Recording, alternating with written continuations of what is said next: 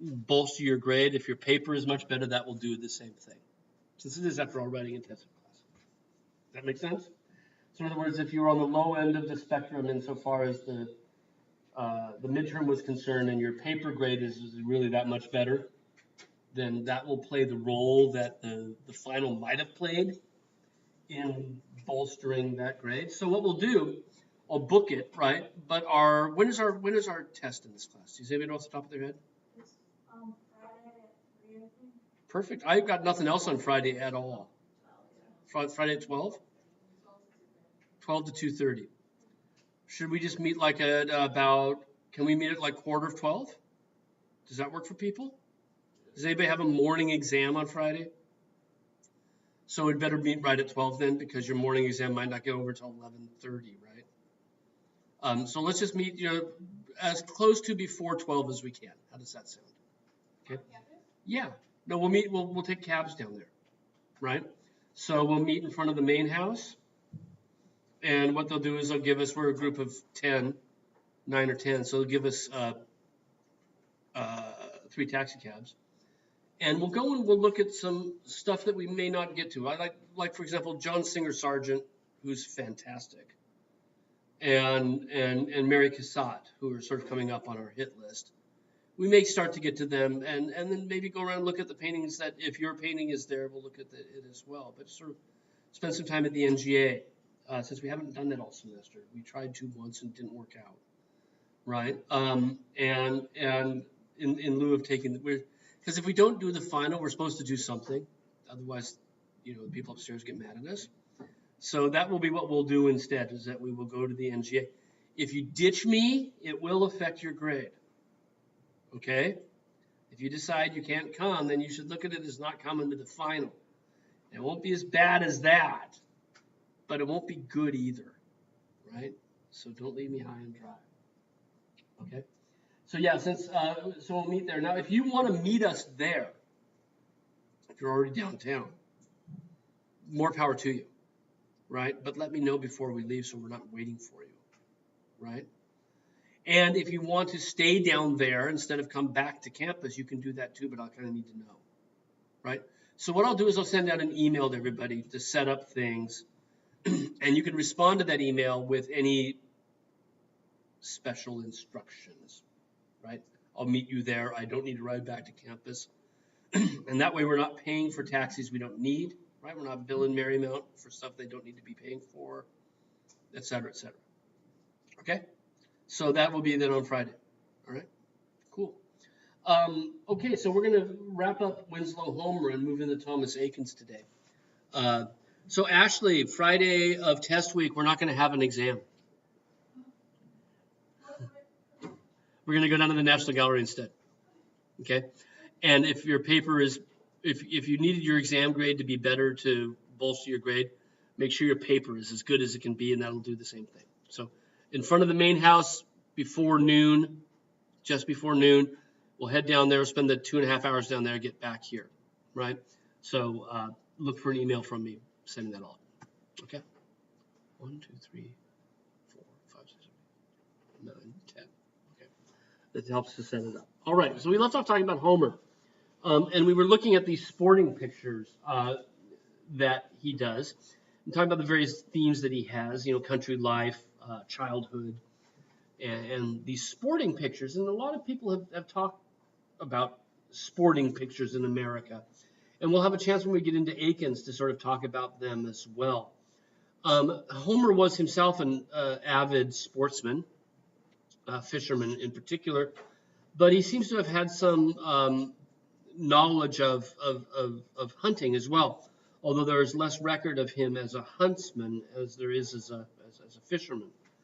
And one of the things he does for us here is to really immerse us in the activity, but interestingly, not from the point of view of the hunter, which I've never seen anybody sort of talk about this sort of idea of the empathy of the hunted with the hunted, that we see a deer having been chased across the river by the huntsman's hounds, and sort of just at the moment of getting away is shot, right? It's really quite tragic in a way. And we see the deer at the moment that it dies, right? And its eyes sort of, I mean, deer's eyes are always wide like that anyway. They don't tend to blink and have eyelids like ours that work that way. Bambi is a bit off in that. But the blank stare of the animal as it's put close, and obviously this is a total fabrication on Homer's part, right? He may have sat by the river at some point and seen that, but I think this is just working on watercolor paper in his studio and recalling things that he had seen outside and making a narrative into it, because there's no way he could be where we are. It'd be far too dangerous to be out there on this side of an animal that somebody's shooting at, right? Because we see the puff of smoke coming from the gun in the left on the shore. And imagine now the bullet hitting the animal from the opposite side, right, from the back. Again, the watercolor technique is fantastic. The layers and layers of tone he brings in.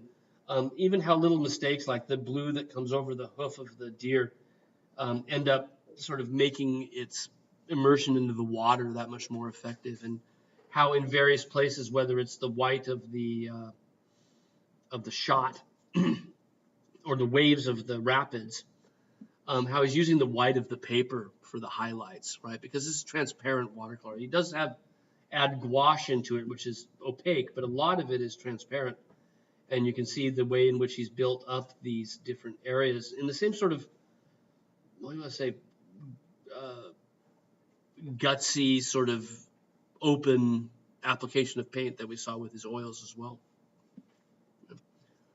Another hunting picture, the watercolor on the right. Many of these would be turned into finished paintings on a much larger scale.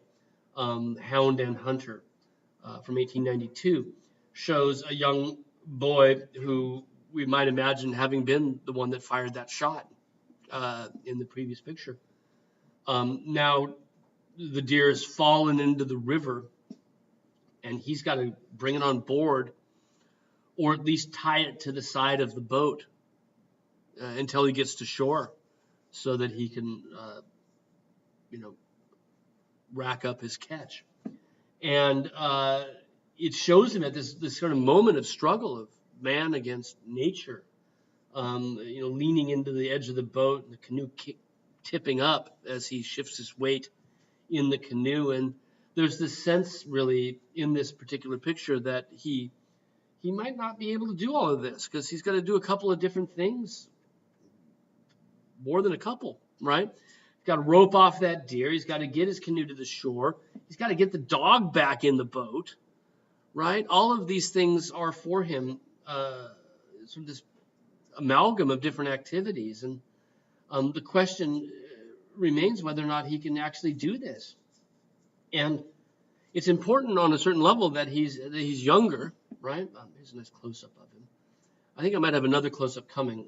In case I don't, just keep in mind, Homer bragged about this picture. He said, I really got, look at the guy's hands, he said. You can see the parts of his hands that are sunburned, and the parts where he had his sleeves down further, and as he's reached out, the sleeve, like they do, hikes up his arm, right? And you can see the parts where the sun hasn't hit. He's really quite proud of that, right? And even the face of the kid. He's struggling and worrying about, all the different things that he has to do. And there's his hound. I love how you can see things in the water that you can't see in the background, right? So there's that bramble of wood coming down into the water, and this very loose and impressionistic treatment of the edge of the water behind him with the russet colors of fall, right? And then the sense that the hill goes up, and we see the top of the hill just below the dog, where we see the tops of the trees reflected in the water, right? The treatment of this is so very different from so many landscape painters that we've seen. Think back to Bierstadt, right? Or Thomas Cole, right? Or a lot of American art prior to this had been so much more refined and polished and sort of, blended and photographic almost in its approach, right? Church, Yeah, that the approach to the landscapes had been with that level of precision, right? Almost photographic precision. And Homer is really quite different, right? In his application of paint, you become much more aware of it being almost like an impressionist painting, right?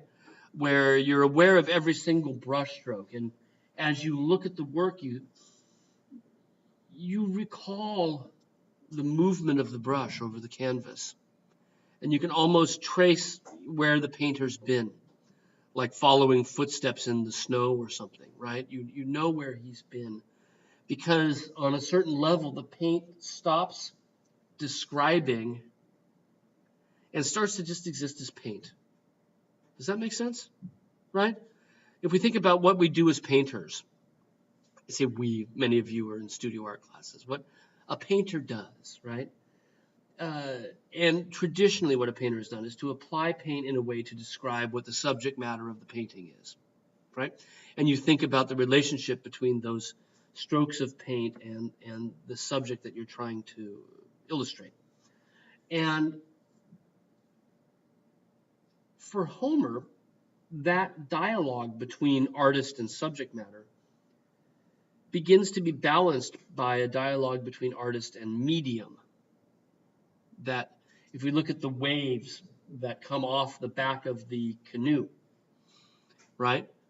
At a certain point, he's not as concerned with making it look like waves as much as he's making it look like brushstrokes on the surface of the canvas.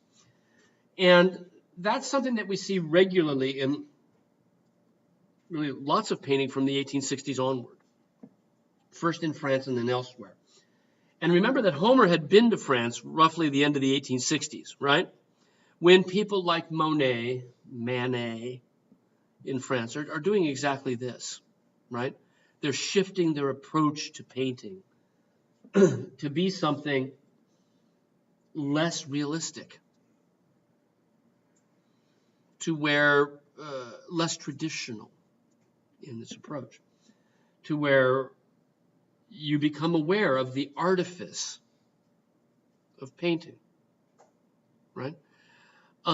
If we think of a Frederick Church picture, like that mind's eye, that Niagara picture, amazing Niagara picture, right? There's something about the picture that stops being a painting and starts just being Niagara Falls, right?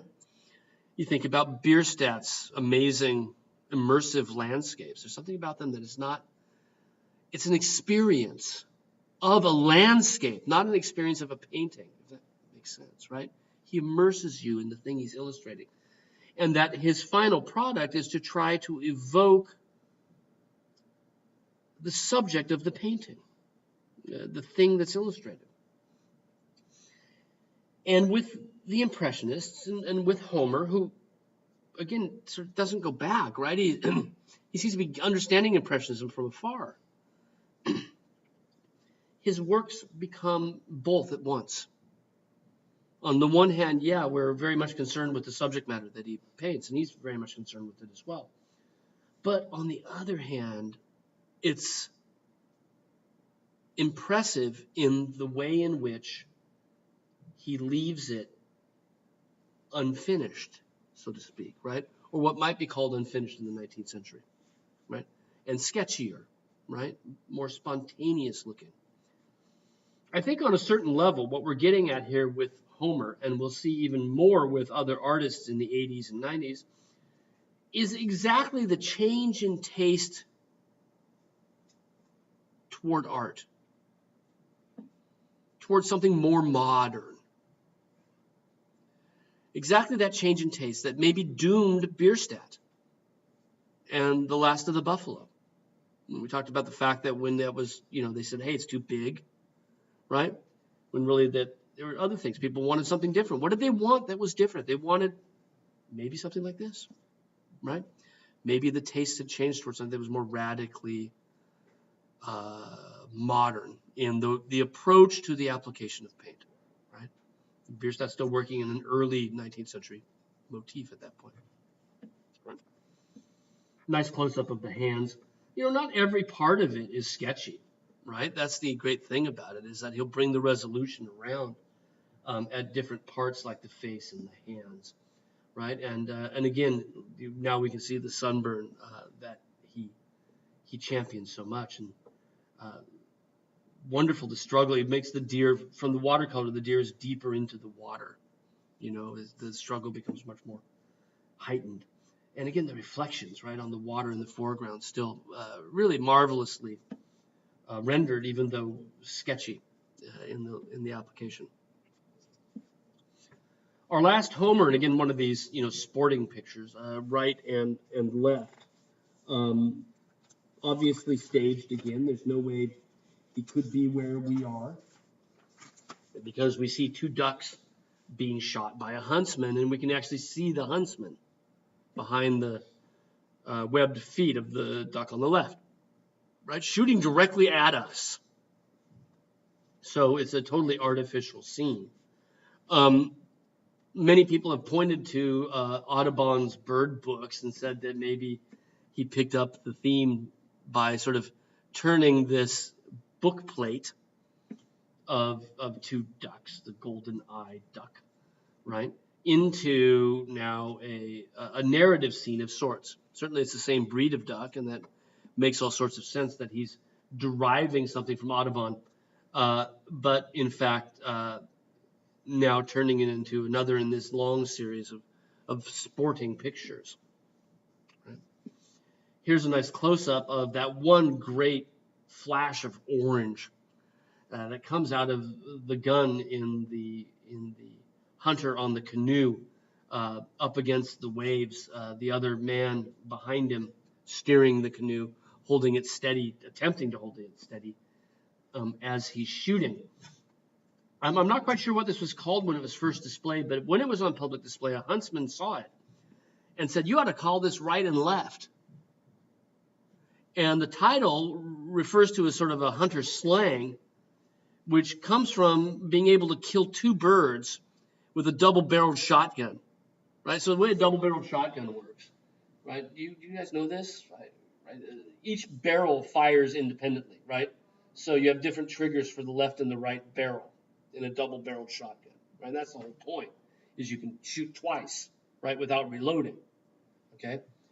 And right and left refers to this idea of bam, bam, shooting each barrel and each one of them registering a kill, right?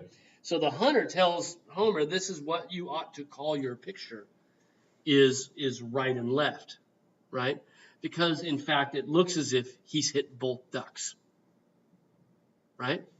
Now, whether Homer intended this is another thing, because you can see he's in the act of firing.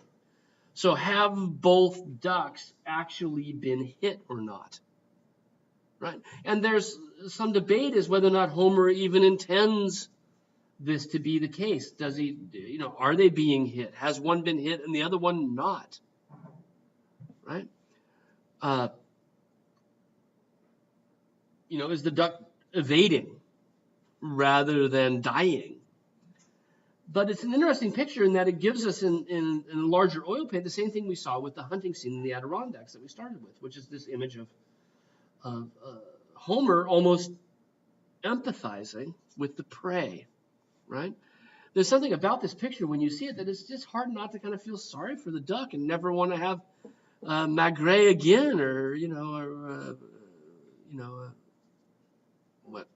the liver,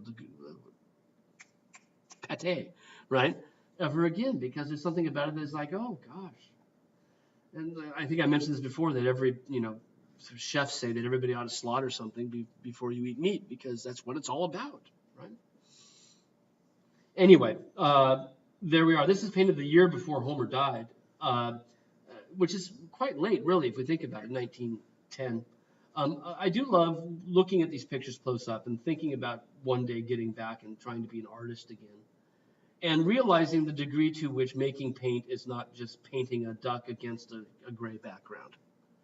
That a lot of it is the dialogue between foreground and background. And if you look at the gray underneath the chin of this duck, you can realize that was one of the last things he painted was to come back in and shore up that outline. You can even see the rise of the gray paint directly under the bill there. And then as you follow that through, you realize that whole tongue of gray is painted last, right? After the rest of the duck has been painted in order to tighten that up. And I just think that for, 2 out of 3 of you in this room, these are lessons one should learn. You're paying for it anyway with your taxes. Get down there and spend some time looking at these things and thinking about sort of how do you construct the surface of a picture.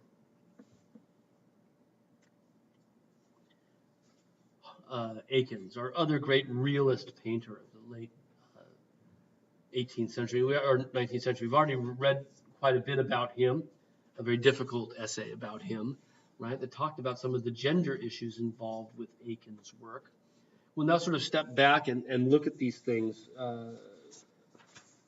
in the classroom. That'll come up again. It can't not come up, but I want to sort of talk about other issues with Eakins and give him some context as well.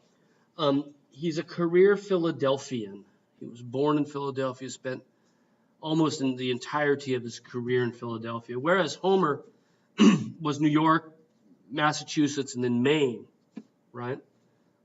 So a different geographical region. Excuse me, I got a cough. In the early 1860s, he starts to study art. He first registers at the Pennsylvania Academy of Fine Arts, which was founded in the early 19th century. We sort of talked about the importance at the early 19th century of Philadelphia as the major center for art production in America, right? When we looked at the Peale family in Philadelphia, that legacy continues in Eakins' day, and he enrolls in the Pennsylvania Academy of Fine Arts, which grew out of the Peale institutions in the earliest part of the 19th century. In addition to taking art classes at PAFA, P-A-F-A, he also begins to attend anatomy lessons, right? Anatomical dissections at the Jefferson Medical College in Philadelphia. And this highlights something that will remain an ongoing interest for Eakins, which is the human body. Something we read about, gender issues with that when we read Doyle's article, but certainly for Eakins, the human body is his primary theme, right? And this means that as he's studying, it will dictate some of the choices he makes. And it will also dictate the choices he continues to make as an artist, practicing professional artist. In 1866, Eakins goes to Paris. And this is roughly the same time that Homer went to Paris. But there's no record of them sort of rubbing shoulders while they're there, right? Rubbing elbows. There's no record that they ever even met. They probably would have. Paris, the art scene in Paris is not so big as to incorporate 2 American artists without them sort of knowing each other was there, right? But there's no great record of them sort of getting together, doing things together. And that might be in part based on their different interests. Homer, on going to Paris, became very much interested in Millet, in the realist school, right? These images of rural life, right? That was his primary interest on going. And part of this came from the fact that Homer had been documenting contemporary life, right? When he'd been in the Civil War and whatnot, right? So when he goes late 1860s, he's really interested in trying to become an American version of a realist painter, like we discussed. Eakins, being interested in the human body, chooses different artists to circulate with, right? And he ends up studying under an artist named Jean-Léon Gérôme. And Gérôme's principal métier, his principal subject matter, were exotic scenes of Middle Eastern life, what we tend to call Orientalism today, rendered in extreme precision, but usually centered around human figures in activity. So he loves images that are separated from modern France. Right? And this would have brought Eakins then into a different circle of people than Homer was with. because Homer's with the people who are doing modern France, right? Rural but modern. Jerome does images of the exotic foreign lands that France has colonized, North Africa, right? Muslim territories. And also does historical scenes. And invariably, two things stand out as we look at Jerome's picture. One is the exquisite level of detail. Just absolutely exquisite. The tiles on the walls, right? In the floor. Even the fact that some of the tiles have chipped away, right? Details like that. The precision with which he renders costume, right? Elements of Jerome's works that are really quite striking in all of his works. And in addition to that, the incorporation then often of the nude as part of the narrative that he's trying to get across. So in this case, our young male snake charmer, utterly naked with the snake, and I'm avoiding bad puns, but revealing the snake to the group looking on, gets to see the snake he's charming and the other one, right? But there's a sort of eroticism underpinning this, isn't there? Of voyeuristic eroticism, and also of, gender fluidity, right? Gender preference fluidity that's coming out of this. And these things will become really interesting to Eakins. So some of the stuff we read about, right, with the Gross Clinic, and that we saw with the swimming hole, come, I think, out of these early interests in the human body and what he got from Jerome, working in Paris. And he and Jerome maintained a lifelong correspondence, right? He would send him pictures of his paintings and ask him questions and get responses to these as well, right? It wasn't just a one-off for the 3 years. He was in Paris 66 to 69, right? Was when, so it's not like just a quick visit, right? He's not going over for the summer and, hoping to soak. He's going to really soak it up, right? Closer to home, Jerome up in the Walters Art Museum, the Roman slave market, has very much the same sort of theme, right? This voyeuristic display of the human body. Eroticized from our point of view, but more so from the point of view of the people onlooking in the picture itself. And focusing, again, with meticulousness in detail, right? Look at the Ionic capitals in the background, right? A woman who has now been forced to take her clothes off to be sold off as a slave. Another one waiting for her turn on the podium, right? The next one up to be sold. So these are the sorts of things. Now, this is much later. This is after he and Jerome, were in different countries. But nonetheless, it illustrates for us Jerome's interest in the human body, interest in extreme and precisely rendered detail, that will have an ongoing influence on Eakins, right? This is really important for Eakins' own work. So throughout his career, he becomes really interested in the human body. And a vast majority of his works, especially while he's still teaching at PAFA, he gets a job teaching at Pennsylvania Academy of Fine Arts. And he's there until, 1881, I think? Or it's 1886. In any event, during that time, he remains deeply interested in the human body, and that remains at the core of the scandals we read about, which had to do with the use of the nude model in the classroom, right? And how he approached that, and who were the models, and what was his approach to those models, right? These were lay at the core. But as he becomes interested in the human body after coming back to America, so this is only 2 years after he'd gotten back, right? He becomes particularly interested in athletes. He likes his figures fit, right? He doesn't want to do flat, and we read about that. He doesn't want prostitutes because they're flabby, right? That he said, I'd be a better model because I'm fit. Well, he was actually an oarsman himself, right?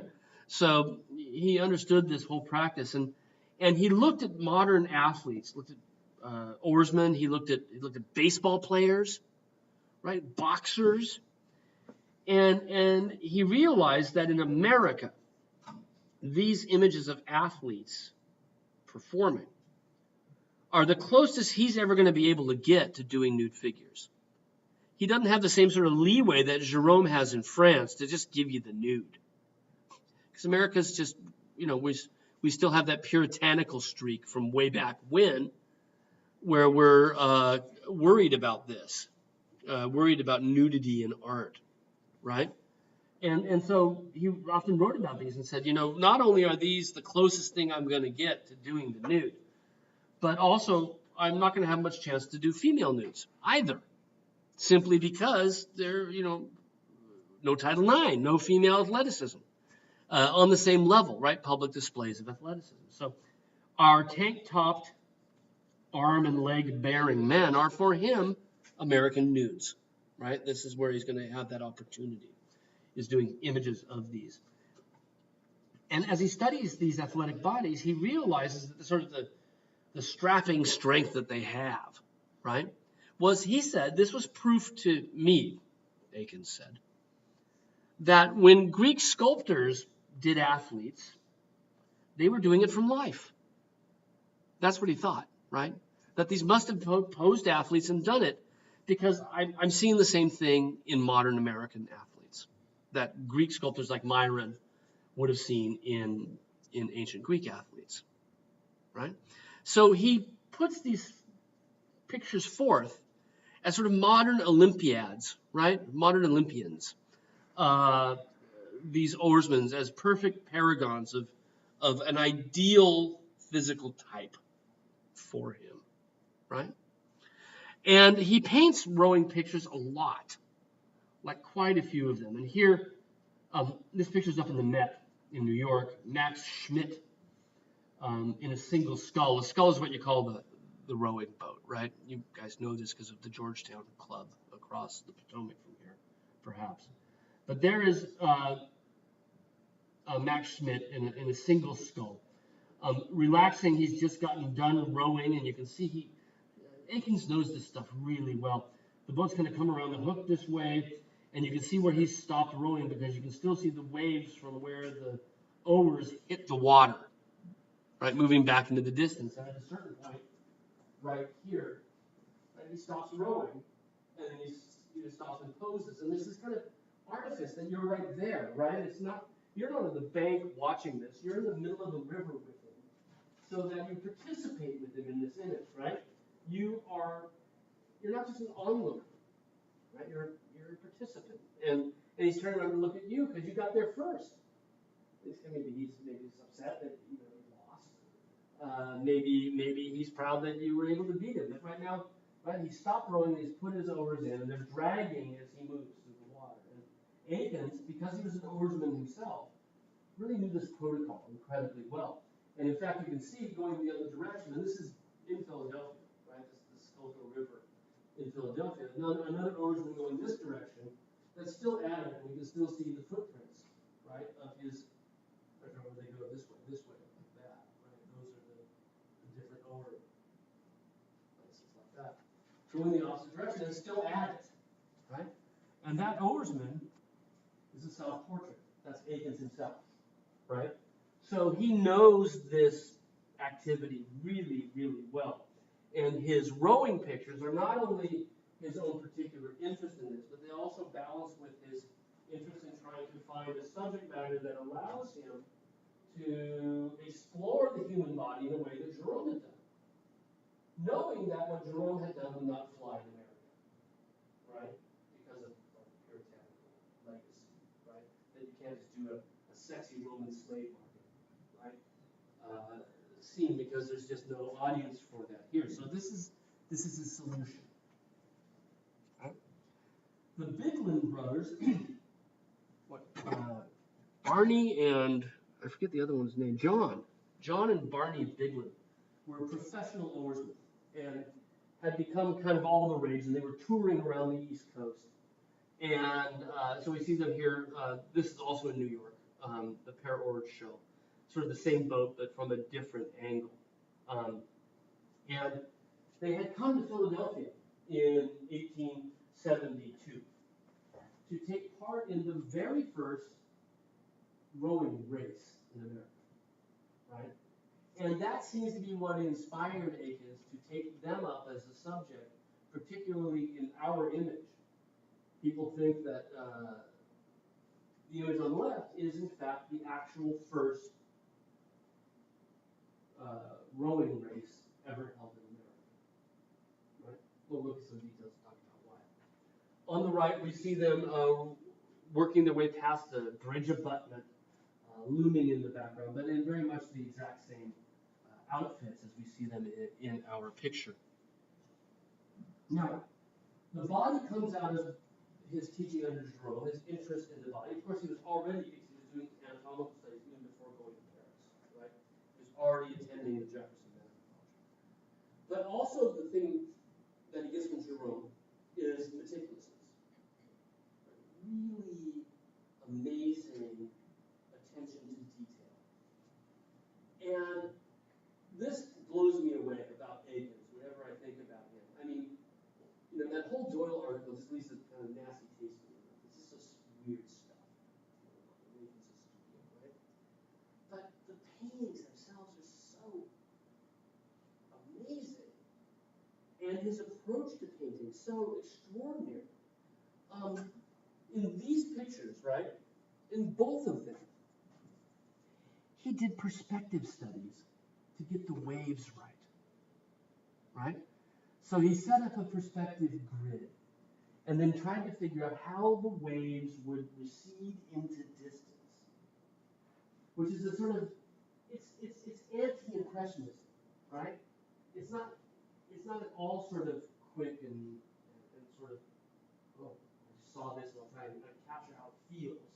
He wants to analyze exactly what makes waves look like waves. And as you look at the pair-oared shell, you start to see the part that I didn't cover up. You can see the degree to which this meticulousness pays off, right? It has a level and a degree of realism, right? And this separates him stylistically from Homer, doesn't it? Right? Homer is much more interested in sort of brushwork that looks like brushwork.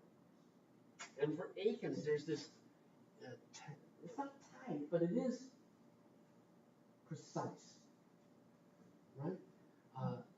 And the quote was, he said, you know, waves are really beautiful, and you want to make sure you get them right. He didn't want to do a disservice to the subject matter he's trying to paint.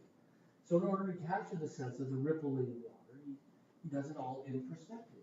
And as you look at it, you start to see that, yeah, that's the case. And he did the same thing for ours. The drawing for ours is in the Hirschhorn, right? That tries to get the perspective for the waves moving into the background as he's laid it all out, right? Up above, a plan, right? That's the boat in ground plan at the top, right? As it's going to sit within the picture. The boat is this, and you see it's cut off just like the picture, just a little bit cut off at the tail, and a little bit cut off in the middle, and that's exactly how he's laid it out. So he knows how to get it in perspective in the picture. Would you do this? You know, anymore, would anybody do this? Right? This level of meticulousness to get it just right. To get it exactly proper. And then other studies, of course, of the overlocks, right? Making sure that he has all of the details proper before he dives in, so to speak, to the picture. Now, the reason we think that this was the actual moment of that particular race is that there were news reports in Philadelphia of when the race took place. The Bitten brothers. No big surprise here. But they mentioned that people were crowded along the shore the entire length of the race, about 5 miles, right? And people came from far and wide to watch, and dotted the shore on either side. And what's great about Akins is, again, Akins is an oarsman, and where does he put us? You know, we're not one of those minions on the shoreline looking at it from afar. We're right up close. It's almost as if we're in another boat, aren't we? And we, in fact, see the nose of a boat sticking in from the left in the foreground. Probably the other people that they were racing. It was a two-boat race, right? But we're right there as well, almost like we're the officials in the work, right? It gives us that proximity, that insider's knowledge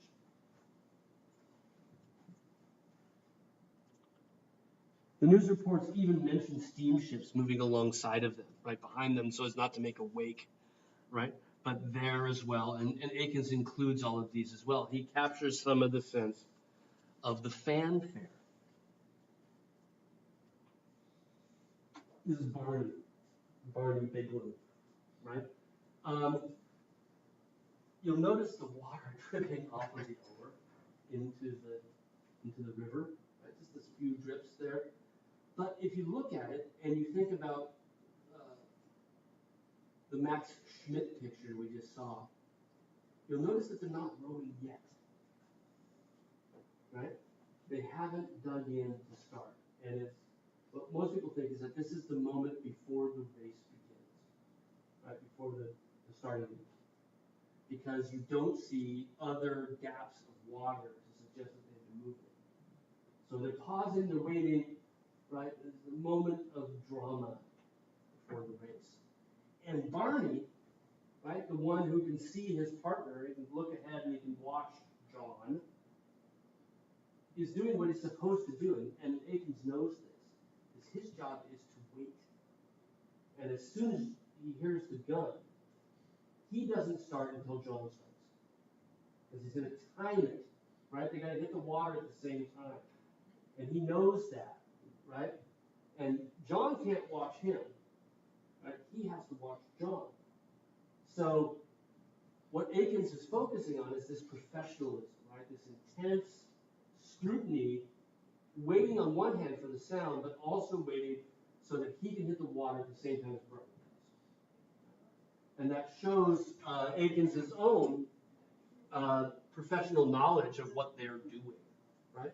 And I should mention, by the way, being an oarsman adds to this, what we read about in the article about him thinking that he would make a better model because he's more fit, right? He's actually an oarsman.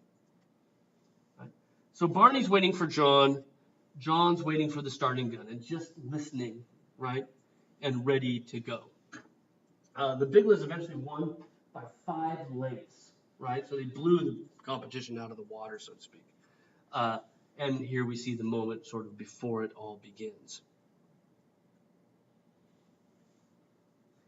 One other thing about this picture, and Akins' interest in athleticism, that can sort of tie him together with Homer. One of the ways in which these pictures have been interpreted, both of them, or at least this genre of pictures, sporting pictures,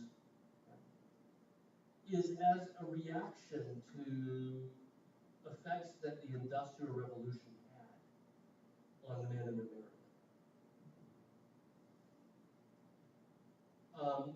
If we look at people commenting on the direction of American culture and society at the end of the 19th century, one of the things that we hear or read is that the Industrial Revolution had turned us, America, from a generation, I should say American men, from a generation of laborers, physical laborers, to a generation of bureaucrats. And instead of working, really working, people sat around in offices.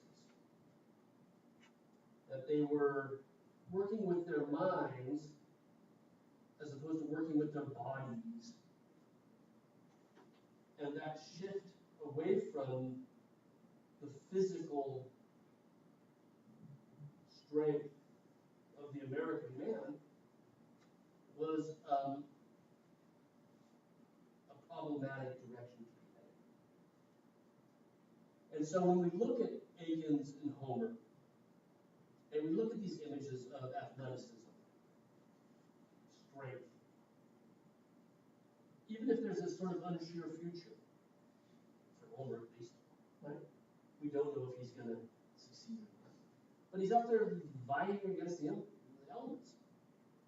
The Biglin brothers showing off their own prowess, skill. But there's something about them that is championing physical activity. And in a country where men's work was no longer being done by the leaders of society. Right? These might have had a particular resonance. That's one of the ways people have talked about them, as images that are championing the physicality of the American man. In a period where that physicality was being questioned because of the Industrial Revolution. So that helps us to explain some of their choices, and gives us some of the links that tie these two very different artists together.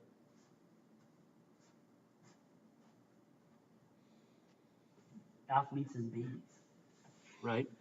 Akins also does a series of, I thought I had another picture here, but I don't.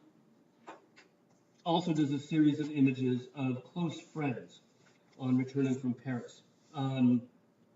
He has just got back, and he's, of course, very much interested in the human body, forging his new career as an artist. And in addition to the sporting pictures, he also does boxing, baseball, right? Wrestling. He also does images that are portraits, which would make a logical outlet for him, but primarily portraits of people that he knows, right? Often family members, often friends. And so this picture, which hasn't been out in a while at the National Gallery, Baby at Play, is actually his niece, his oldest niece, the first daughter of his sister. And in fact, this is the niece that you read about. This is the one that killed herself, right? After being in the studio together, after studying. I remember that scandal about did his studio practices cause his niece to kill herself? Zelda, right? As a baby, playing in the backyard.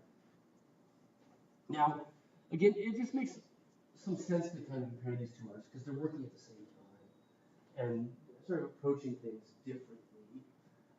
Both of them interested in sometimes very much the same themes, but their techniques are different, and sometimes even their emphases are different. Homer is so carefree, right?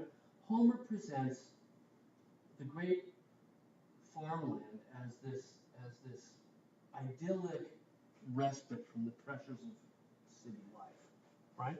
And he had painted this while visiting a friend's farm over the course of a summer, and he captures, I think I mentioned this in class, right? He captures what summer means when you're a kid, which is, a lot of time free, Here we are 2 weeks away. Are you looking forward to it? I am. I got a lot of work I got to get done, and I can't get it done during the course of the school year because I got papers to grade and other things to do, and I'm just looking forward to that time of the summer. But Homer captures, when it went by slowly, when you didn't think about each day as I better get something done because it's going to pile up at the end of the summer if I don't, right? Every day was just nothing but time, right? Akins doesn't have that same carefree quality. The child's playing, certainly, but it seems really serious about it, like really deeply engaged in whatever that kid is doing, right? It's almost as if Akins' child is approaching play as if it were work, like this is deeply important what I'm doing here, moving these blocks around, right? Even though it's just like, okay, this goes over here, and no way I'm going to put it back over here, right? But the intensity with which the child is doing that is just, it's thoughtful and deliberate, kind of like Akins, right? Thoughtful and deliberate. And he's trying, I think, on a certain level to emphasize very strongly that this is, child's play is not necessarily just play, but maybe there's something quite serious here at work. Now, to drive that seriousness home, one of the things that Akins does here, and this is something he does a lot, is he turns back to ancient sculpture. Now, I don't mean he turns back to ancient sculpture a lot, but he does turn back to old art a lot to add to the meaning of his pieces, right? So he often will make references to earlier works of art with the idea that when he does, he can amplify the meaning here. Now, in this case, a very, very famous late Greek work of the enemy of Rome, having been injured and struggling to stay alive despite his life-ending injury. He's got a wound on his side. You can see it bleeding, right? and struggling to keep himself upright, resting on his shield with his broken sword next to him, right? And you can see that Akins's baby is exactly the same pose, right? He's sort of just translated into this figure. And he doesn't mean to equate the baby with the enemies of Greece, right? The Gauls. What he means to say is that this is important. This is monumental, right? That there's something more going on here that is timeless and permanent and lasting by giving it this well-known classical reference point, right? So his baby can be seen as having something more important to do. And then we look at what the baby's doing, right? And what we can see is that the baby's surrounded by toys, but they're not all the same kind of toy, right? So there's the horse and wagon on the left, which is rendered so realistic. It looks like a real, like, miniature horse and wagon, doesn't it? Rather than a toy. Behind the baby's hips on the right, Ella's hips is a discarded doll. And she's left these two unused, right? The red and the blue on either side. Horse pointed away from her. So she's done, right? Push the horse out of the way, drop the doll. And instead she's playing with these blocks, these wooden blocks. And you can see that they're alphabet blocks with numbers on them, some of them. And they're little building blocks as well, which she's stacked up. She's turned from a pastime kind of play to a more intellectual kind of play. One where the play leads to learning, rather than the play simply being childhood activities. And with the date of this, of 1876, right? And a baby having left behind childish things, moving towards something slightly more mature, something more beneficial, something learning, we should think about America at 1876. Could the child's two phases of education, if you will, right? Two phases of activity, moving from one to the other, moving from infantile play to slightly more serious learning kind of play. Could this be a metaphor for America in 1876? At our centennial, one era behind us, the other era in front of us. Moving from one phase of childhood to the next phase of life, right? Just as our baby has done in Akins's picture.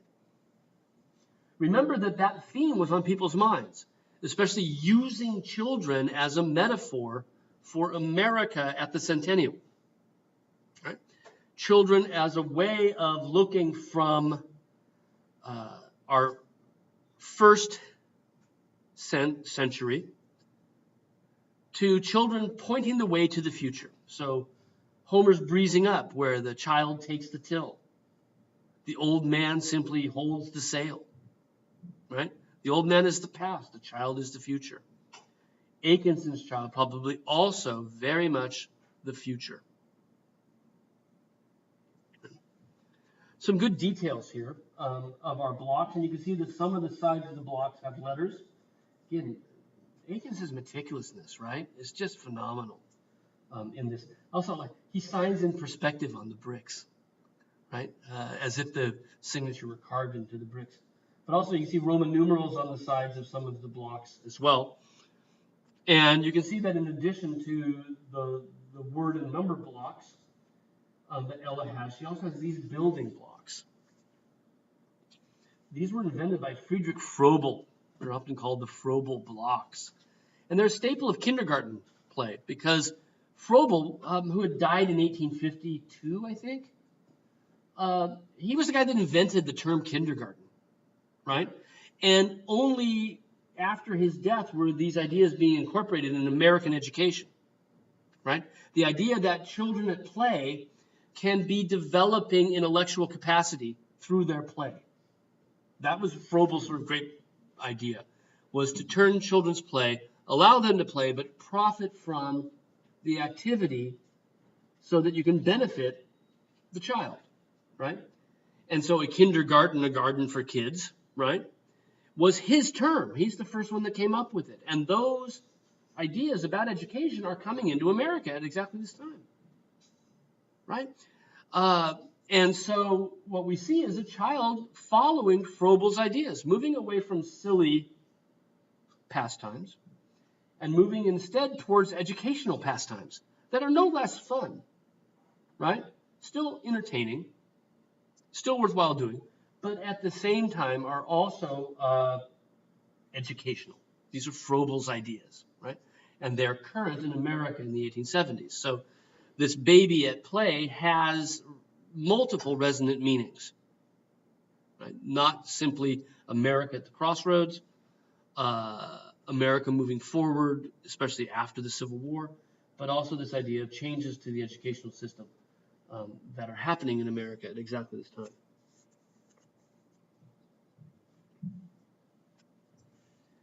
Another image of friends and family from his first decade back in America, singing a pathetic song. The singer, a pathetic song doesn't mean the song is like stupid, right? It means it's a sad song, right? And these were a staple of the Victorian era. The singer is one of his pupils from Paffa. Many of Aikins's pupils, and this is the strange thing about Aikins, right? We sort of have gotten into him taking off his clothes in front of his students and asking them to do the same and touching his models and everything. And all that just sounds so extraordinarily creepy, right? But Aikins's students were deeply devoted to him. I just really remained his friends for life afterwards and stayed in contact with him. They don't seem to have been, at least some of them don't seem to have been traumatized by this at all. I can't imagine, right? I'm prudish enough that I'd be totally creeped out by it. But the singer here is, in fact, an ex-pupil, right? Remained friends with Aikins. Aikins was known to host these musical evenings in his house. Here she comes. She's the daughter of two other painters from Philadelphia, and she's come to sing, accompanied by a piano and a cello, right? As she sings, and she's pausing in the moment of the song. And I think this is kind of an interesting thing for Aikins that we saw with the Bigland brothers, this idea of a moment of reflection before action, right? That we don't know for sure if she's actually in the act of singing or if she's taking a breath between verses or if she's about to start the song. But there's something about Aikins's work that focuses on people in a moment of thoughtful deliberation as part of their activity. Right? Barney Bigland staring at his brother's blade, waiting for it to cut the water so he knows when to start. And here, for this image, very much the same. The woman in the back playing the piano is his fiancée, the woman he would marry just the next year. Originally, it was the face of a cousin who had died. He repaints it with his fiancée's face, right? So these are all friends of the family and are pointing the way to the fact that eventually Aikins becomes a very, very prominent portrait painter as well, right? Already sort of mining that field in his first years back in Philadelphia after going to Paris. Meticulousness is the key word for Aikins.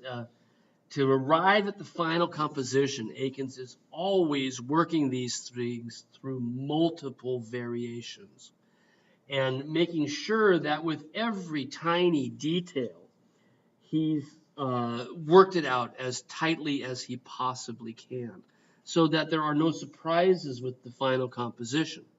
He's already worked out how the paper looks in her hands, the look on her face, every detail, perspective studies of the room, floor plans of the room before he starts to paint so that it's accurate and realistic. You might remember from the Doyle essay how much he talked about the fact that his work is so realistic. right? That's one of the hallmarks of Akins' style. And the way he gets there is through this meticulousness of study. Right? So on the right, we see a slightly different variation where the music is held higher, right? Where she actually appears to be reading the sheet music, maybe more actively engaged in the act of singing. And as he works his way toward the final version, he changes that to this thoughtful moment of pensive reflection. Now, Akins is not only making sketches, right? Not only making ground plans, not only working out all the details, he's also taking photographs, right? And we read in Doyle's essay, we saw some of the photographs, right? That he's using photographs quite a bit in his practice as a teacher and as an artist. And there are 11 different photographs that have been associated with this picture, right? Those are part of what he's using to study it and get it right, are photos. One of them is really pretty fantastic, right? Margaret Harrison posing, because it shows her in the studio in almost the exact same pose as the picture. Fascinating, right? Did he just copy the photograph? But then look at the right-hand corner. That's the picture. Done. Or in progress. He's gone back and he's dressed her in the same dress and he's posed her and told her how to stand so that she looks like the painting. Because the painting's already underway, right? The painting's there on the easel. You can see her shoulder. And we think that he made this photo particularly to counter the critics of his realism who said, you're just copying photos. So he takes a photo with the painting in it, right? To show that, in fact, the painting existed before the photo. The painting was already there. And he's posing the photo to help the painting, not making the painting after a snapshot, right?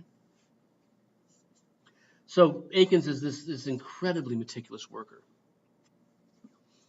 He eventually turns to portraiture, particularly after being kicked out of Pennsylvania Academy of Fine Arts.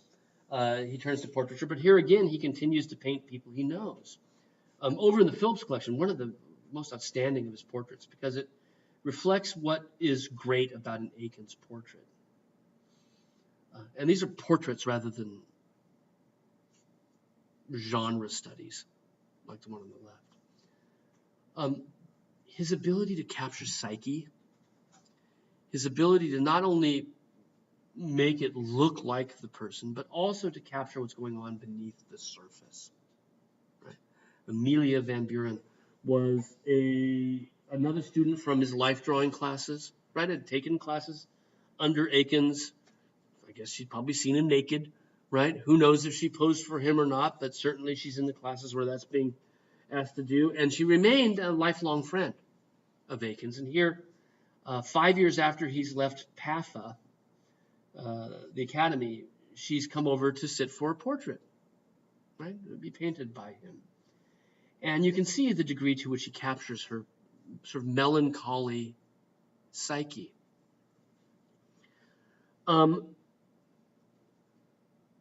This, in particular for Van Buren, is important because she suffered from manic depression. At least that's what we would call it today. She wrote that, right? What did she say? That she was always exhausted by worry, right? And she felt sad all the time. And in the 19th century, this was diagnosed as being a neurological problem, something wrong with her nerves, right? It was actually a physical issue rather than a psychological issue. The psychology hadn't progressed far enough yet to diagnose that. But Akins is certainly capturing that the weight, the burden that she feels by the anxiety and worry that she claimed to have all of the time. So the portrait of Gross, of Samuel Gross, fits into this period of images where Akins is doing portraits in the early years after coming back from Paris, portraits of people he knows, right? And Samuel Gross was one of the doctors whose anatomy classes Akins attended, right? So he had a personal connection with him. He was also very, very famous, right? It was well known beyond Aikens's own immediate circle. He had published writings, well published, and in fact, one of his most famous books, The Elements of Surgery, which was published back in 1859, tells us how to do what he's doing here. And what he's doing is a procedure that he himself had pioneered, which is the patient on the table has a dead bone in their leg. It had been damaged and it started to rot and gangrene inside the body. So he's actually removing the femur. Can you imagine? I don't know what he's going to replace it with. I don't know enough about medical history. But he's removing a dead bone from the patient's leg, right? And he's doing this in the anatomical theater where he's explaining it. So you can imagine Aikens being one of these men in the back, but just like the Bigland brothers, he brings us right down into the show, right? Which is typical for Aikens, right? We don't have a spectator's view. We have a participant's view of the scene, and that's what he loves to do. Now, taking on this subject matter, right, he's intending to submit it to the 1876 Centennial Exhibition, right, being held to mark the 100th anniversary of America, and the theme being American progress, right? And so Aikens is going to put this in as the great intellectual progress of America as embodied by Samuel Gross, America's greatest living surgeon, shown in the act of surgery. Notice that he's also pausing, right? He's not actually doing anything as we speak, but he's turning. He's not actually speaking, right? One would imagine at a point like this that he's me up here and he's talking, right? Turning away from what he's talking about to address the students. But he's not. He's taking a moment of reflection again, right? Thinking about what comes next and how to plan it out, right? Not just rambling on. It separates him from me as well, right? But thinking it through and taking a pause. To drive this composition, Aikens does what we saw him do with the baby play. He looks back at old art and tries to find compositions that he had seen while traveling, that he might have known through reproductions in magazines, that would help to drive home the theme of the central picture, which is this surgeon explaining his processes to students. And he hits on, in particular, a work by Rembrandt, now hanging in The Hague in Holland, showing Nicholas Tulp explaining, as he does an autopsy, a particular thing that he had written about. And when he's explaining the fact that this tendon that runs from here to here, that when you tighten the tendon, your fingers do this. So he's pulling, this is such a funny picture. He's pulling up the tendon, he's making the patient's hand do that. And he's showing them, this is, when you pull the tendon, his hand will do this. Right? And he's doing that with his hand. So both of them are explaining sort of their medical breakthroughs. And Aikens gets that. And he's, Tulp has got his book that he's written right there in the foreground. And the sort of Caravaggio lighting, the spotlighting with the darkness around. Aikens has picked up on that as well, right? So this forms the basis for Gross, is earlier pictures of very much exactly the same thing. Now we know quite well from our reading that it was seen as disgusting at the time, that the realism is extraordinary, right? Just typical for Aikens, that everything is meticulously drawn, including the cut in the leg, which we've been sort of interpreted in gender-based terms. But all of this blood was seen by blood on Gross's hand, was seen as gross, so to speak, right?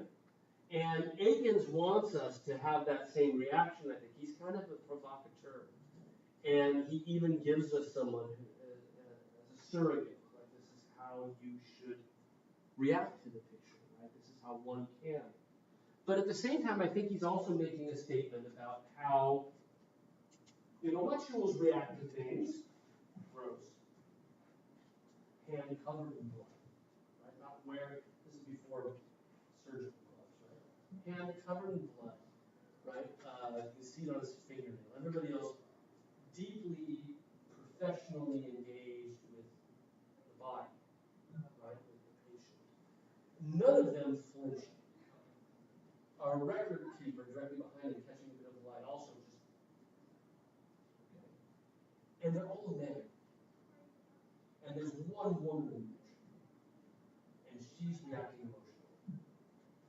Right? There, I think, is this something that Akins is playing with that we haven't talked about. And it goes back to sort of, men's activities, right? Intellect and physics, physical coming together. Many of the people who criticized the downfall of male physical activity in the Industrial Revolution were talking about the fact that the male workforce was being feminized. They used sort of gender-based terms for that, right? That we were made into a bunch of wussies, right? Because of the fact that we weren't doing physical labor anymore. And that idea of men doing men's things is heightened within this picture as well. With the woman reacting very, very differently in the background, the only woman in the picture, right? So, submitted to the Centennial Exhibition as a great image of American progress in 1876, rejected, right, by the jury because they don't like the realism, right? But remember that this is the exact same exhibition where Homer sends Snap the Whip, right? And for Homer, American Progress, and people love this, right? It's reprinted in magazines, even prior to the exhibition, but for Homer, it's this hopeful children of the future, right? And for Akins, it's this rather bleak scene of intellectual progress.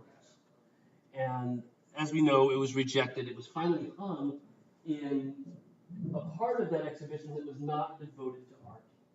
There was a section that was a mock-up of an Army field hospital, right? So a MASH unit, if you will, right? Mobile Army Field Hospital.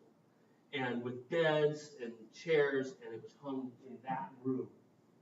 To remind us, I think, of exactly what happens in the Mobile Army Hospital. Right?